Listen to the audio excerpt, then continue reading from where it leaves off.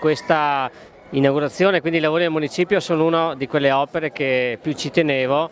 Arriva alla fine di un mandato e all'inizio del nuovo mandato, il terzo mandato. È un'opera a cui ci tenevo, ripeto, ci tenevo tantissimo, ma perché è il simbolo della comunità, il municipio. È stata un'opera anche sofferta per certi aspetti, ma chiude diciamo il corso delle opere finalizzate alla messa a norma sismica degli edifici comunali.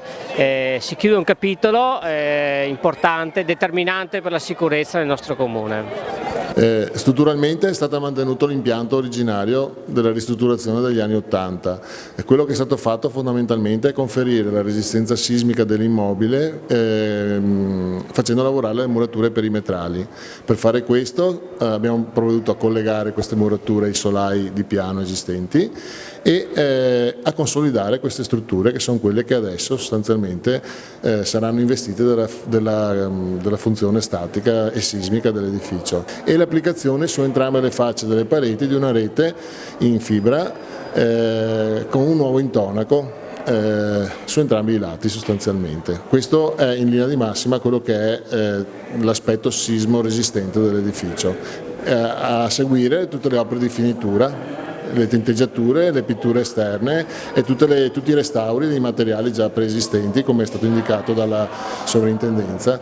Tutti i materiali lapidei presenti in facciata, anche questi sono stati ristrutturati, e si è pervenuti a un intervento, a mio avviso anche economico, ma che ha conferito all'edificio una resistenza sismica in linea con quelli che sono i parametri richiesti dalla normativa attuale sostanzialmente. Inizialmente tutta un'opera di ricerca per costruire il fabbricato. Da lì si è partiti con un consolidamento statico del fabbricato e poi successivamente tutte le parti di finitura che partono dagli intonaci alla ricostruzione delle cornici, delle paraste e poi per finire alle dipinture.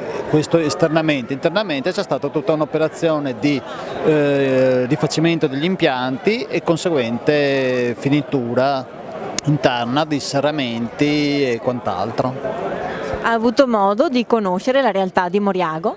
Sì, questo è l'aspetto più interessante di questa avventura professionale, perché stando qui ho conosciuto il luogo, ho conosciuto la gente, molto ospitale, molto interessante anche nel contribuire ad aiutarci a ricostruire il fabbricato.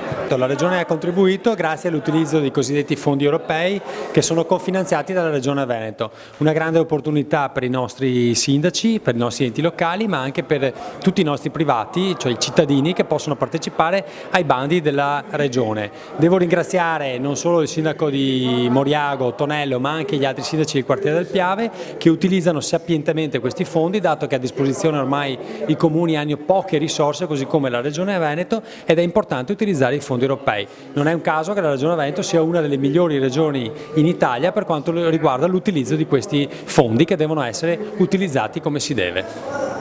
Tantissimi complimenti a questo sindaco che anche questa volta è riuscito a realizzare un'opera così importante per una comunità che sicuramente rimarrà nel tempo, e questo va sempre nella direzione di rendermi sempre più orgogliosa di quelli che sono i nostri sindaci del nord, perché sono sempre e danno sempre dimostrazione di quello che sanno fare e di come riescono a farlo bene. Quindi ben venga l'autonomia, perché se l'autonomia è dare a queste persone la possibilità di fare, è una garanzia che lo sapranno fare sicuramente bene. Quindi complimenti al sindaco Tonello, a tutta la sua squadra. I comuni del quartiere del Piave anch'essi sono allineati, perché sono sempre molto produttivi in questo senso, quindi un augurio e un ringraziamento a tutti loro.